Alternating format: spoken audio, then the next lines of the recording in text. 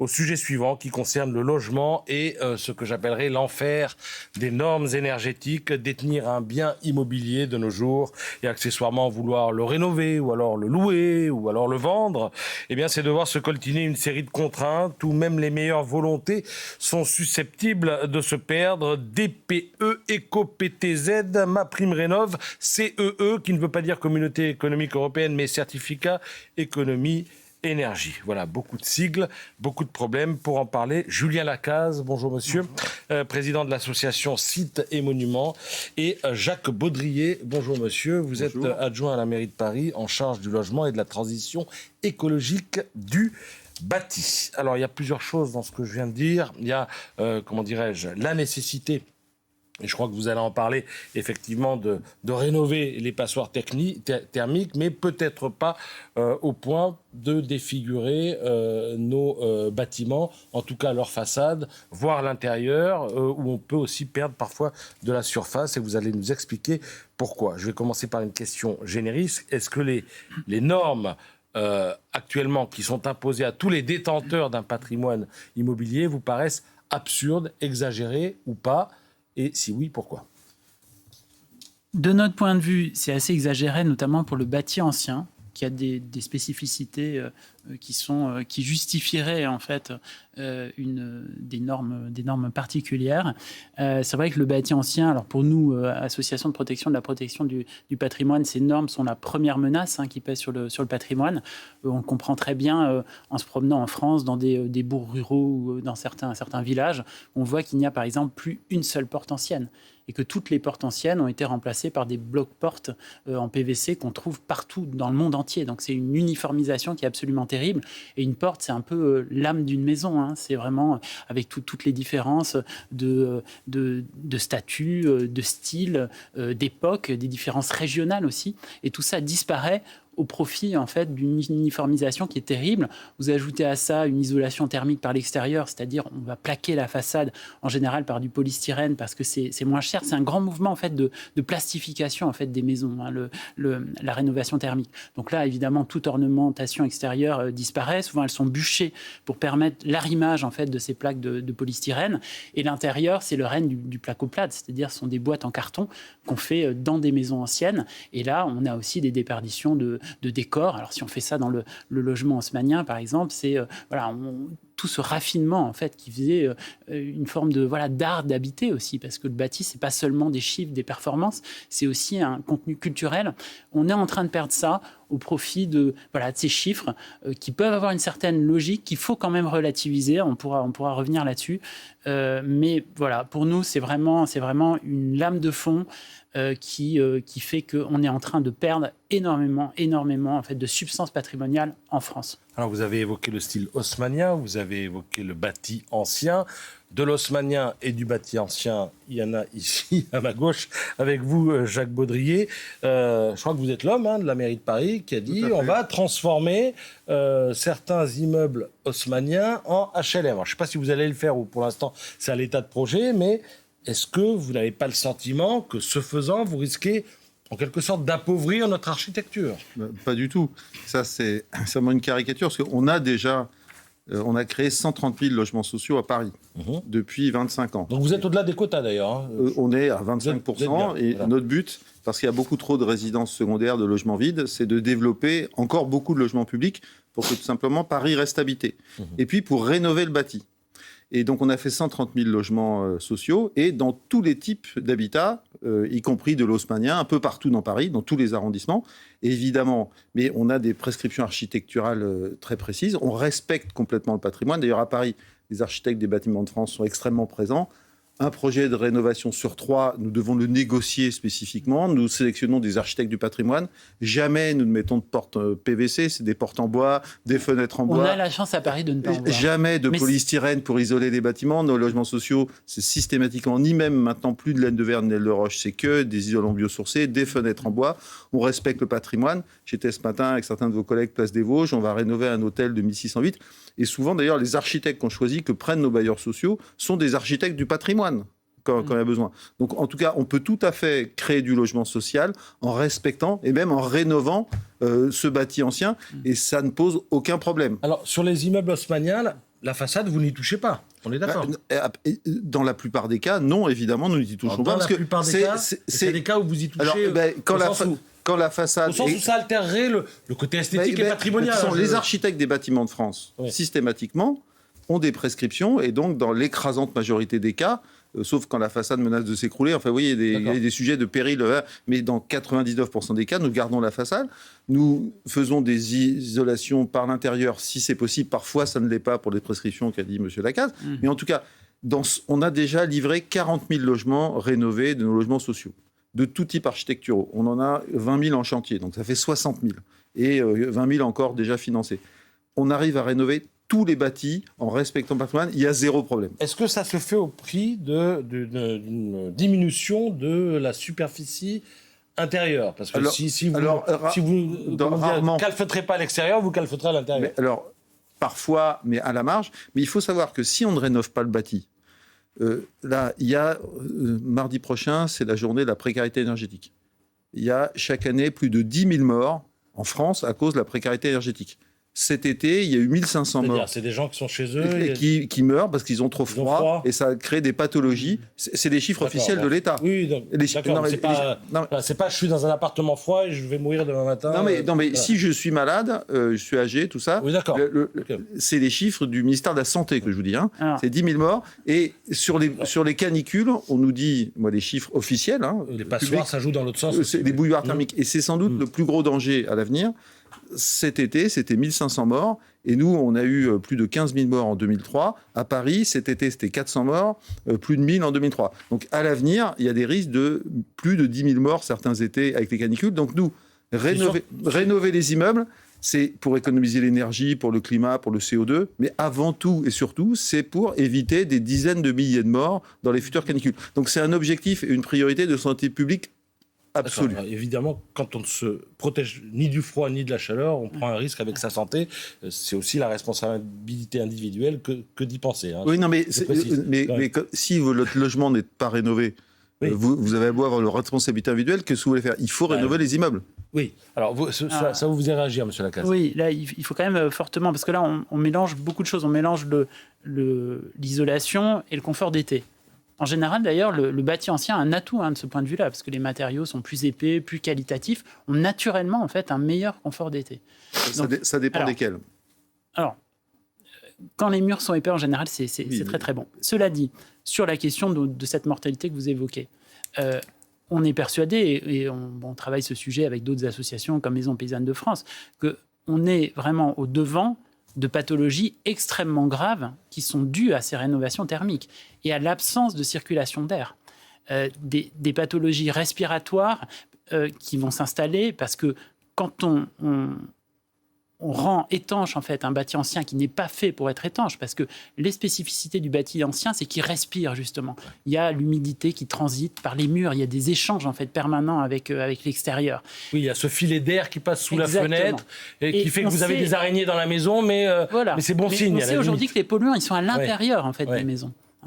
Et que la moisissure, quand on change, par exemple, quand on met des fenêtres en plastique dans une maison ancienne, c'est là que les problèmes commencent. Et c'est là que les propriétaires vont voir les associations en disant « mais je ne comprends pas, j'ai du moisi, voilà ». Mais alors après, donc on met effectivement des ventilations mécaniques, mais ça veut dire qu'il faut les entretenir, elles peuvent tomber en panne, il y a des filtres qui ne marchent pas.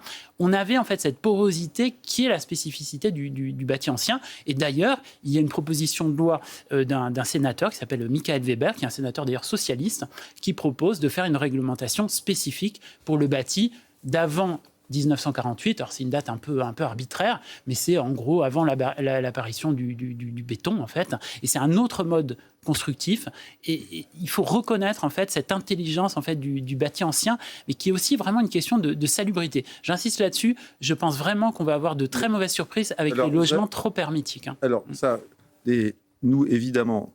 Le sujet de la ventilation et du confort d'été, nous on travaille ça. Ce que vous décrivez, à Paris, c'est 10% du bâti avant 1914 de France est à Paris et un tiers des appartements construits avant 1914 en France sont à Paris. Donc c'est un sujet évidemment qu'on regarde très vivement. Et nous, Évidemment, on ne met pas de portes-fenêtres en plastique dans nos rénovations de logements sociaux, mais que des fenêtres en bois. Tout ce que vous dites, on en tient compte, et moi je le partage, certaines de vos analyses. Et justement, on ne rénove pas comme ça à Paris. Et effectivement, moi je suis d'accord avec vous sur un point, il y a besoin aujourd'hui des dispositifs de financement et de qualification des aides, en particulier MaPrimeRénov', copropriété, ne sont pas différenciés suivant les dates, les modes constructifs, et c'est un vrai problème.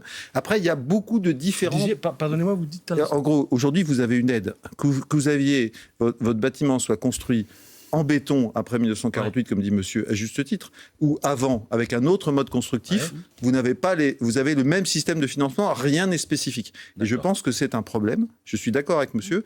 Nous avons beaucoup de bâtis anciens, et il y en a effectivement qui a beaucoup de qualité et qui a peut-être besoin de moins rénover que d'autres. C'est des bâtiments haussmanniens en pierre de taille qui respirent très bien. Mais nous, on a aussi beaucoup de bâtis anciens, la réalité concrète, qui sont de pans de bois de très faible qualité, que si on ne le rénove pas, va s'écrouler ou de grande dangerosité. Donc, dans le bâti ancien, il y a plusieurs familles et parfois des intermédiaires. Et c'est vrai qu'il y a tout un travail d'analyse et que les dispositifs de l'ANA, qui sont généraux pour l'ensemble des bâtis, doivent pour partie être affinés. J'en discutais avec la directrice générale de l'ANA, justement pour qu'on ait des aides spécifiques. Et en particulier, nous, notre gros problème à Paris, on parle beaucoup des beaux immeubles haussmanniens de qualité. On a aussi beaucoup d'immeubles faubouriens ou d'immeubles haussmanniens où vous avez une belle devanture et derrière, le pont arrière, un immeuble en pan de bois avec des lézardes qui risquent de s'écrouler, où là, s'il n'y a pas de rénovation, c'est très, très dangereux. Donc voilà, et je pense qu'en termes numériques, ces immeubles avec des risques de désordre structurel, où il y a besoin d'une rénovation thermique beaucoup plus importante, d'investissements très lourds, très cher. D'ailleurs, ces immeubles se rénovent à Paris parce qu'on les acquiert pour en faire du logement social. On a beaucoup de propriétaires de ces immeubles qui veulent nous les vendre. Personne ne veut les acheter à part nous. Et donc, on les rénove pour en créer du logement social. Et ça coûte beaucoup d'argent et on devrait être beaucoup plus aidé. Donc, moi, je suis d'accord avec vous. Il y a besoin de réglementation pour le bâti ancien. Mais le bâti ancien, il y en a de bonne qualité, qui a plein de qualité, comme vous dites. Mais il y en a aussi beaucoup qui est de moindre qualité. À Paris, comme dans les centres-bourgs que vous décrivez, où il faudrait vraiment des financements spécifiques. Et notre problème principal aujourd'hui, c'est le manque de financement de l'ANA, dont le budget n'augmente pas alors que la demande est énorme. Cette année, manque de financement de l'ANA, l'Agence nationale d'habitat. Cette année, le budget 2026 propose de maintenir le budget à 4,6 milliards. Ça va permettre de rénover 140 000 maisons ou appartements, alors qu'on va avoir 400 000 dossiers déposés par les Français, et dont beaucoup de bâtis anciens où il y aura besoin d'investissements lourds. Donc malheureusement, aujourd'hui, l'État ne met pas les moyens financiers pour qu'on rénove, et il faut le faire bien, et ça coûte d'ailleurs parfois un peu plus d'argent. Et aujourd'hui, on a des risques de ne plus être accompagné par l'État, ce qui est le principal problème qu'on rencontre. Alors le DPE, le fameux diagnostic de performance énergétique, il a été introduit dans le jeu il y a, je ne sais plus, maintenant une trentaine d'années. Un peu moins, je pense. Un peu moins, peut-être. Bon, 20, 30 ans, voilà, il faut en passer par là. Et donc faire un chèque à un gars qui va venir dire ce logement est performant ou ne l'est pas. D'abord, est-ce que les mesures, à votre connaissance, sont fiables, dignes de foi ou pas?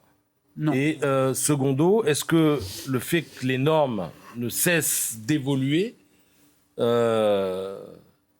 c'est pas en train de nous préparer une espèce de course à l'échalote où il faudra à chaque fois faire un nouvel examen qui viendra confirmer l'ancien examen qui est devenu caduc et donc nouvel examen, etc. etc. Bon, ça c'est un véritable problème, notamment pour le bâti antérieur à 1948, qui est évidemment pour les associations de protection du patrimoine le bâti auquel on va s'intéresser en priorité, sachant que quand même il y a du bâti labellisé architecture contemporaine remarquable, le patrimoine 20e, qui a été construit pendant les 30 Glorieuses et qui mérite une attention particulière.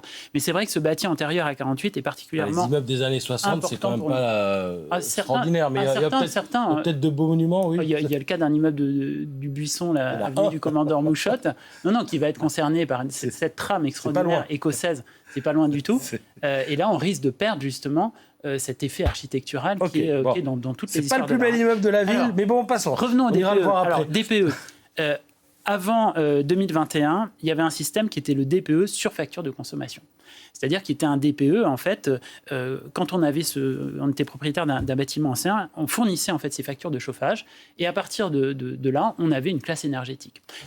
À partir de 2021, on a voulu intégrer le bâti ancien à la moulinette en fait des DPE bâtis modernes. C'est-à-dire vous dites on a voulu, c'est qui on? Alors c'est le gouvernement. C'est le gouvernement, D'accord. c'est le voilà, le Donc ministère. au lieu de donner les factures, Alors là on dit donc on va estimer en fait la nature des matériaux des murs, on va estimer l'épaisseur des murs. Et alors pour le bâti ancien, c'est très difficile parce qu'on ne sait pas souvent exactement ce qu'il y a dans les murs. C'est pas, vous voyez, comme du béton qui est calibré, où on sait exactement ce qu'il y a dedans et on peut modéliser en quelque sorte. Le bâti ancien, il est beaucoup plus difficilement modélisable. Et donc on se retrouve, des gens qui étaient par exemple en E avant 2021 se retrouvent aujourd'hui en G. Voilà. Alors évidemment, certains vont vous dire oui, mais ça tenait compte en fait du mode de vie des gens, parce que à la campagne, vous avez des gens qui chauffent simplement 2 pièces en hiver, mais c'est leur droit et puis c'est bien pour la planète aussi. Alors pourquoi est-ce qu'on n'en tiendrait pas compte? Et ça, c'était vraiment une mesure objective, c'est-à-dire c'était le mode de vie des gens. Voilà, ils chauffaient leur maison comme ça et ça donnait une classe énergétique. Maintenant, c'est un peu une devinette. Et si vous faites passer 2 diagnostiqueurs différents, vous pouvez avoir des écarts assez importants. Et tout ça, évidemment, dans le temps, fait des choses qui sont très mouvantes, avec des DPE dont on a raccourci la valeur. Bon. Et qui est très embêtant pour des gens qui achètent tout simplement une maison et qui se disent je vais la louer un petit peu pour contribuer au remboursement de mon prêt. Alors ça, c'est intéressant. Ils font leur business plan, entre guillemets, et puis on leur dit la règle a changé, maintenant vous ne pouvez plus louer. Ouais. Et ça crée des drames aussi humains. À Paris, on peut louer même si on a une passoire, même en Airbnb ou non, non. Je lisais, pardon, je vous interromps, je lisais dans le Figaro ou les Échos, je ne sais plus, le témoignage d'un jeune couple qui achète une maison à l'Île-Dieu, je crois, et au moment où ils veulent louer, on leur dit non, c'est pas possible de louer, mais ils veulent louer l'été. Il n'y a pas besoin de diagnostic énergétique. On ne fait pas de feu de cheminée l'été. On n'allume pas le radiateur. À Paris, c'est les mêmes règles. C'est le gouvernement qui est l'Assemblée nationale qui fixe. Donc c'est les mêmes règles à Paris qu'à l'Île-Dieu. C'est pareil. Ouais. Donc nous globalement. Donc l'été, si on veut louer un truc, c'est la même règle que tout le monde. Notre sujet. Je vous rappelle quand même la priorité. Il faut rénover. Et ça, je suis totalement d'accord. L'objectif qui est donné par Stratégie nationale bas carbone, il faut rénover au maximum tous les immeubles. Maintenant, depuis plusieurs années, comme l'a dit M. Lacaze, les règles ont changé de façon erratique. Ouais. Là encore, cet été, le gouvernement vient de changer les règles. Un petit coup de pouce. Un petit coup, il vient de changer les règles uniquement parce qu'en gros, comme il ne met pas assez d'argent pour rénover, il change les règles pour qu'il y ait moins d'immeubles à rénover. Donc en gros, on change le thermomètre parce qu'on n'a pas assez de médicaments, parce qu'on ne peut pas soigner. Donc le problème numéro 1, parce qu'il faut bien se dire, on n'a pas encore 10-20 ans pour changer de règles tout le temps. Si on ne rénove pas un maximum d'immeubles, il faut le faire bien en respectant le patrimoine, bien sûr, mais si on ne rénove pas plein d'immeubles et de maisons, c'est très dangereux pour la santé publique. Donc le sujet maintenant, c'est d'avoir les moyens financiers pour rénover. Et ça, en gros, le budget de l'ANA, ça fait 4,5 milliards, il faudrait le double. Et vous allez avoir 250 000 familles françaises qui vont déposer des dossiers à l'ANA et qui ne vont pas avoir de financement l'an prochain. Dans le contexte actuel, vous doutez bien que ça va être compliqué de récupérer des sous. Alors, récupérer des sous, nous, on a des propositions. Moi, je suis un élu communiste. Ouais. On a fait. Alors, faites-en une avant qu'on rende l'antenne. Alors, le Grand Paris Express, le plus gros investissement depuis 40 ans, ça a été financé par une taxe au bureau proposée par les élus communistes. On a financé 40 milliards comme ça. Ouais. Par exemple, il y a des fiscalités spécifiques, pas sur le budget de l'État, comme des droits de mutation additionnels sur résidence secondaire. Ça existe dans tous les grands pays d'Europe autour de nous. Ça fait augmenter le prix de l'immobilier pour les gens qui achètent. Juste pour les résidences secondaires, pas pour les résidences principales. Oui. Mais ça, il faut trouver où sert le bureau du centre de Paris. Il y a plein d'outils fiscaux. Mais en gros, là, vous avez plein de gens qui veulent rénover leurs immeubles. Il manque 4 milliards au budget de l'ANA l'an prochain. Payer les propriétaires. Propriétaires de résidences secondaires ou de biens de luxe ou les hôtels 4 étoiles, 5 étoiles, des gens qui ont de l'argent. On fait payer les gens qui ont de l'argent. Les communistes... Pour simplement vous répondre, l'effet de ces normes énergétiques sur le logement en fait, des Français a eu un effet très, très clair. C'est rétractation en fait, de l'offre locative, privée en tous les cas, parce que ça devient tellement compliqué, tellement cher de faire les travaux, que les gens en fait, ne font pas les travaux. Je peux vous dire qu'à Paris, Paris, je suis adjoint au logement de Paris, donc je connais un peu le marché. À Paris, le premier sujet, pourquoi le marché locatif privé baisse à 95%, c'est à cause de l'augmentation du nombre de résidences secondaires, parce qu'il y a plein de gens qui achètent des appartements pour ne pas habiter dedans. Paris, c'est surtout très cher. Mais la rétractation de l'offre locative, due à des normes qui sont foisonnantes et qui découragent les gens... C'est pareil à Nice, à Strasbourg, à Lyon, c'est la même chose qu'à Paris. C'est quand même une réalité à l'échelle de la France. Messieurs, je clôt là ce débat. Merci d'y avoir participé. Jacques Baudrier, adjoint à la mairie de Paris, chargé du logement. Julien Lacaze, président de l'association Sites et Monuments.